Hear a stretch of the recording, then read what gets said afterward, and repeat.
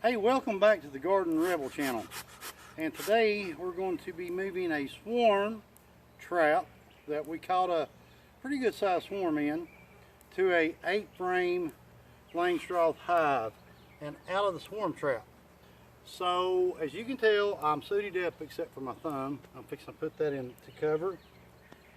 These bees are not very friendly.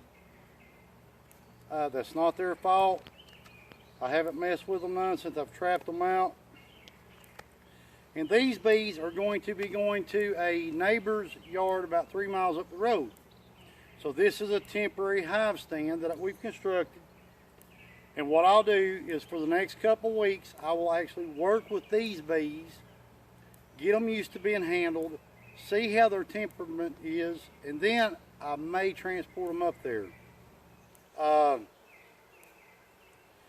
I don't want to move any bees to a person's property unless I know how they're going to act when humans or animals, dogs, household pets of that nature are around, especially small children. These people actually want a hive up there. They've been talking about it for a couple of years now, and I'm simply running out of room to keep my bees at. So you've got to work with them some. You've got to get to know your bees. You can't just catch a swarm or do a split and take it and drop it off at a house that may have small children or people may be allergic to honeybees. That's very irresponsible for a beekeeper to do. I hear a lot of videos right now about gentle bees. I'm not going to go there. I know that my bees will sting you, and I say that in every video where I'm at. Sometimes I'm suited up. Sometimes I'm not. Today, I do not feel like dealing with the aggravation of bees in my face. I just don't. So if you're getting a package or you're doing something of that nature this year with honeybees and you've got somebody telling you, oh, these are gentle bees, you know, and they're packages, ask, hey, where do these packages come from? What state? What county? You know, are these your strains, or have you bought these packages in a bundle and are selling me these packages? Because I have a friend right now who went and picked a package of bees up, and the lady actually told him, these bees I've heard are very aggressive bees. He bought them anyway. All right, the bees didn't even come from the state of Georgia where we're located at. So be careful what you're buying when you buy packages, because you do not know the genetics. The people that's selling you those bees, unless they come from their bee yard, they don't know their genetics either. So ask, are these your bees, or have you bought them from another person and are reselling them? Please do so. Take some responsibility for what you're doing. Do not put a swarm out there that is aggressive in you beekeepers' hands or in somebody's yard or somebody's garden that is simply wanting the joy of maybe a quart of honey from you for keeping them there and pollinating their garden or their flower beds or their surrounding properties, and then you're taking up, and let's just put it bluntly, a mean-ass hive. That's irresponsible. You don't need to be beekeeping if you're doing that. You don't need to be selling bees if you're doing that. So to get this party going, let's go ahead, and I've got my hive tool here, fixing to smoke them. Now, they're not buzzing me or nothing like that, but I just, you know, some days I just don't feel like getting stung.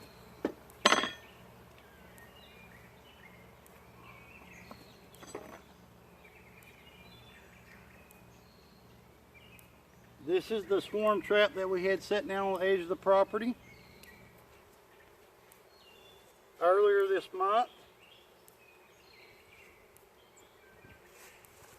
And we'll reset this swarm trap out. Let me check the camera real quick and I'm going to show you what we got right here. Now, this is my mistake. I done it and I'll admit it. I thought I had 5 frames in there. I had 4.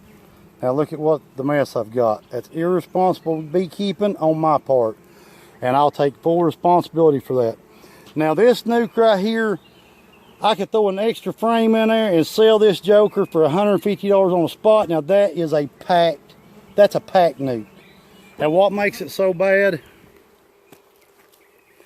is I've got another box down there right now. Because once you move a swarm trap, if you don't screen it, you're actually going to have the gathering bees, the foraging bees. It took me a minute to think of that. But you're actually going to have those out. If you go down there at 6 o'clock in the morning, there's going to be bees out this time of year, I'm telling you. So I've got a bundle of bees hanging off the branch about this big. What I've done is I've went down there and put another box up for those bees to go into. Later on this evening, I'll go down there, close the gate on that, and I will bring them back up here to the mother hive. Because those bees that are left down there where that trap was sitting at are very ill. They can't find the hive. They don't know where the queen's at, and they're looking for a place to go.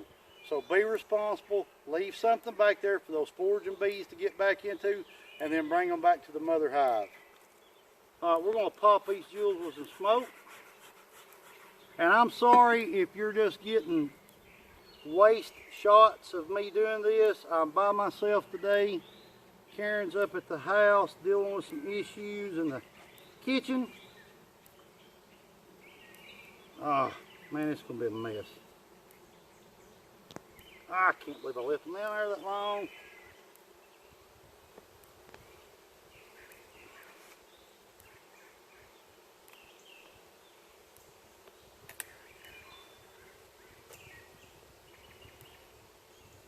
Trying not to disturb it too much, but I just got a bad feeling that this is going to be foobarred.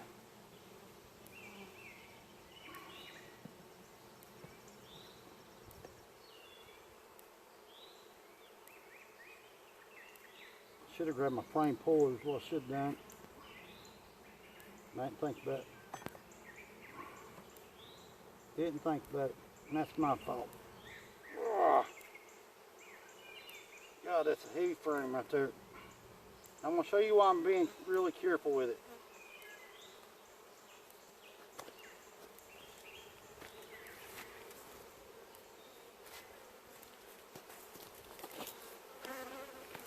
Look at the cat brood on there. And do you know how easy that would have been to wish a queen? I'm telling you, it was just irresponsible of me for leaving these guys down there that way. It's my fault. I'll take responsibility for it.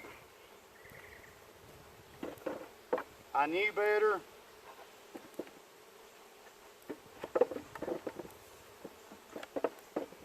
It's not like I'm a master beekeeper, but you know, any people that's been keeping bees for any certain time should have some knowledge of this.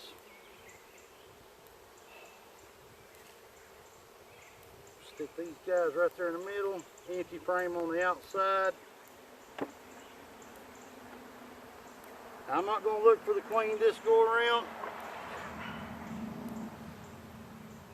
Not a very good sturdy hive stand, I'm here to tell you, but it'll do. Got a lot of burr comb on the side.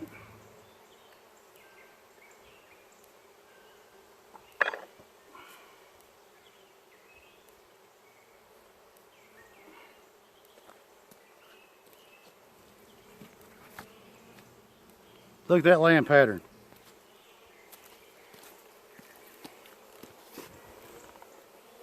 I'm hoping you can see that. I mean, it's bright down here and I can't really see the camera that good. It's a beautiful, beautiful laying queen. I'm not even going to clean the burr comb off. I'm just going to stick them right back down in there the same way I found them. But with this one, we're going to checkerboard it.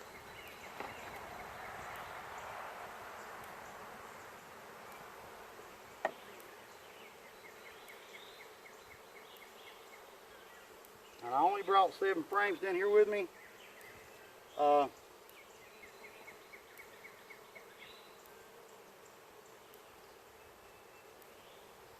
I'll put, no, I'm going to leave that right there. Don't mess with it. And I'm not going to look for the queen like I said. I want to get them into this other box.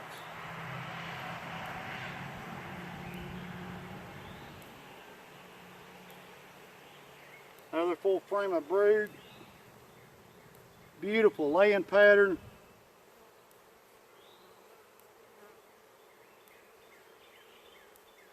Beautiful laying pattern.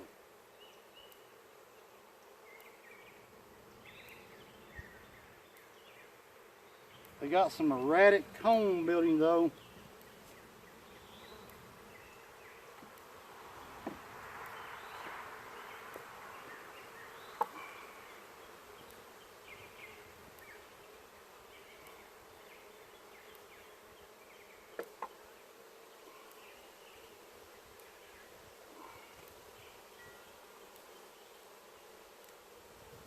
There's my queen.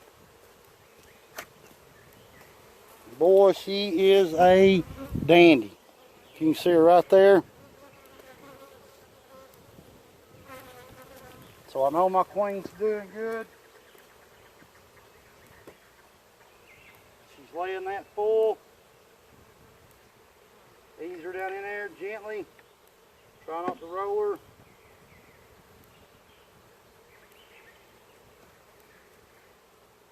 So,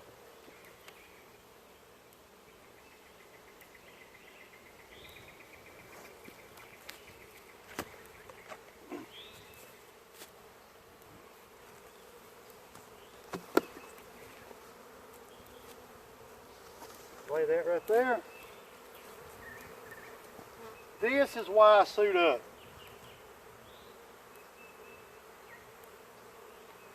This is.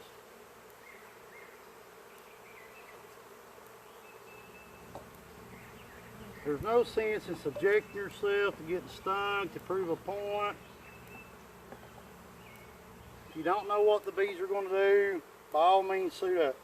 Now, let me step over here and grab something. I've got a little quick tip to point out about used equipment, and I'll show you how I saved some really good money this week.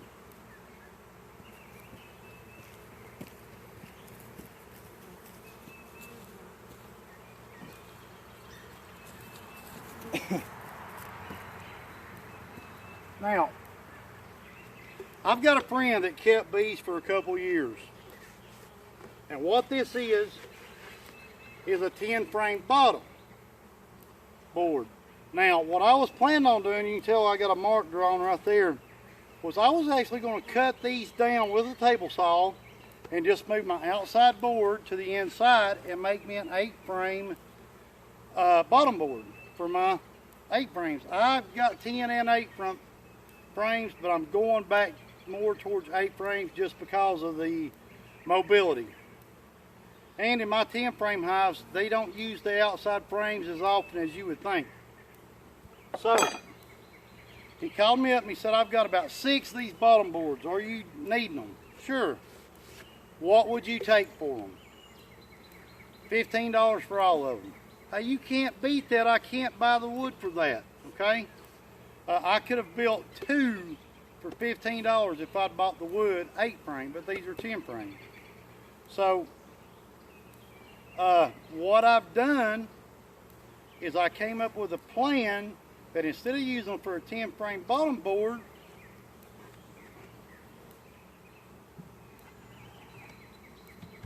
now an 8 frame top.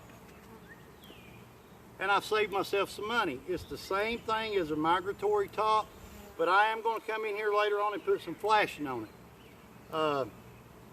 Once they get settled down into their new home here, I've got to come in here and add another frame and probably put a medium on here and go ahead and get it set up, because this month they're going to start picking up and we're looking forward to this year's bee harvest or honey harvest.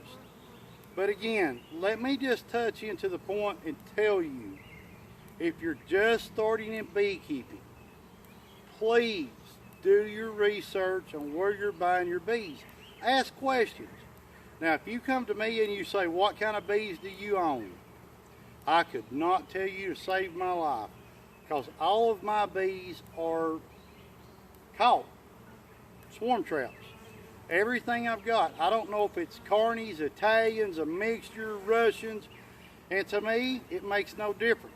I prefer bees that live, and this is the strain of bees that made it through the winter with the feral bees, okay? Now this swarm could have come from one of my hives. I did have a nuke that swarmed on me, and we done a split the other day. I was going to film it, but the bee videos, only very few times do I actually have my equipment out there that I can go ahead and film it and get done. A lot of times I open my hives up and I'm like, oh God, I got to do something real quick. And I just simply forget. And that's a lot of beekeeping. Unless you're retired or you do this for a living, it's very time consuming, okay? Oh, my ear's itching off today. With gardening, a full-time job, grandbabies, beekeeping, helping my father out, I don't have a lot of time to schedule certain activities into a certain time frame. So beekeeping is kind of on the spur of the moment decisions. Like I said, if you set a swarm trap out and you catch a swarm and you don't get there at night time to screen it, which I did the other day. I got up at 5:30 in the morning, went down there, I sealed this hive off.